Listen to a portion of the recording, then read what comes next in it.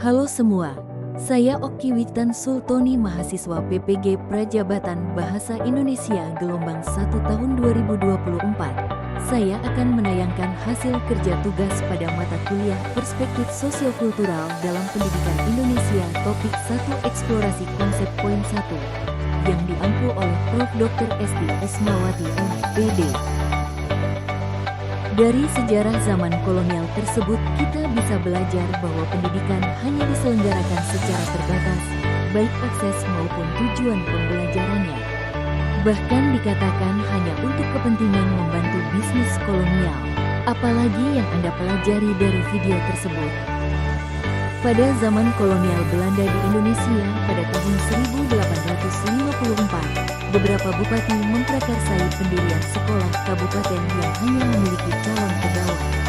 Pada tahun yang sama, didirikan sekolah Bumi Putera yang memiliki 3 kelas dengan fokus pengajaran pada menulis dan berhitung. Pendidikan kolonial ini hanya untuk kepentingan penjajah dan tidak memperhatikan jiwa dan raga bangsa Indonesia. Ki Hajar Dewantara berpendapat bahwa pendidikan kolonial tidak dapat menciptakan kehidupan bersama yang merdeka, sehingga bangsa Indonesia terus bergantung pada penjajah. Pendidikan kolonial tidak mampu menjadikan kita manusia merdeka.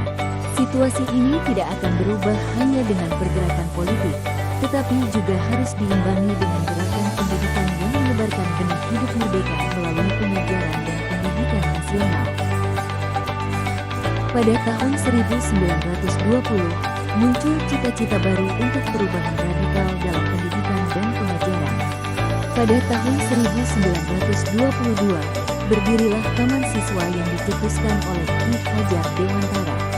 Kurikulum Taman Siswa menunjukkan sifat kultur nasional, dengan setiap mata pelajaran diberikan sebagai bagian dari peradaban bangsa dan disesuaikan dengan perkembangan zaman.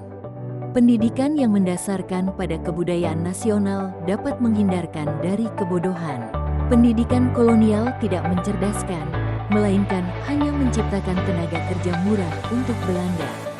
Namun, pendidikan yang diberikan Belanda juga memberi dampak positif, yaitu masyarakat Indonesia mulai bisa membaca dan berhitung, serta terbentuknya lembaga pendidikan oleh tokoh-tokoh pendidikan.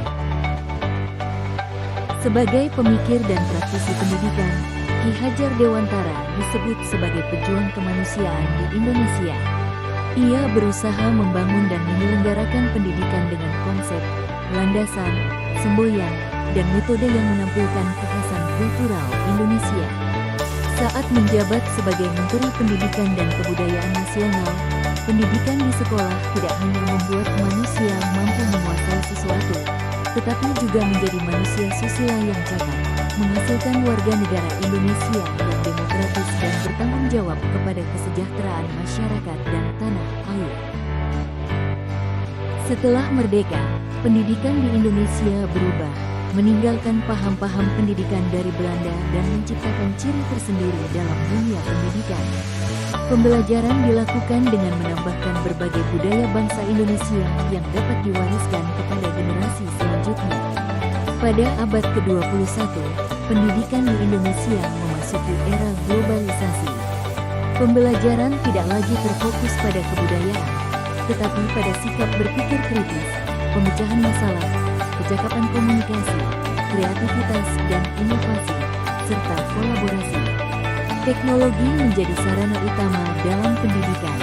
Sebagai guru, kita perlu meningkatkan pemahaman dan kemampuan adaptasi teknologi serta memanfaatkannya untuk mengembangkan pembelajaran.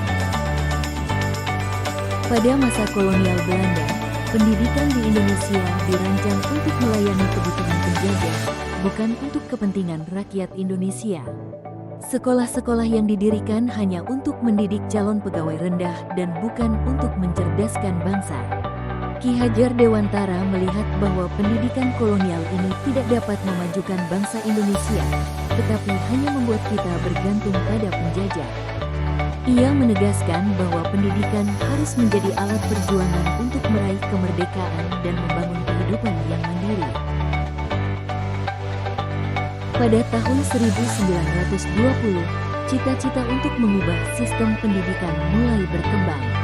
Pada tahun 1922, Ki Hajar Dewantara mendirikan Taman Siswa sebagai bentuk perlawanan terhadap pendidikan kolonial.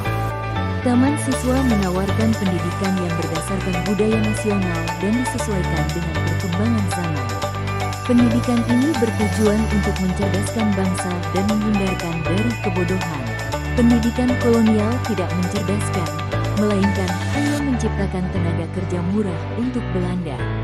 Namun, ada dampak positif dari pendidikan kolonial, yaitu masyarakat Indonesia mulai bisa membaca dan berhitung serta munculnya lembaga-lembaga pendidikan yang didirikan oleh tokoh-tokoh pendidikan Indonesia.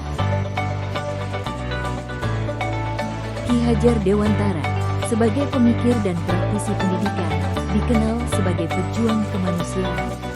Ia berusaha membangun sistem pendidikan yang sesuai dengan budaya Indonesia.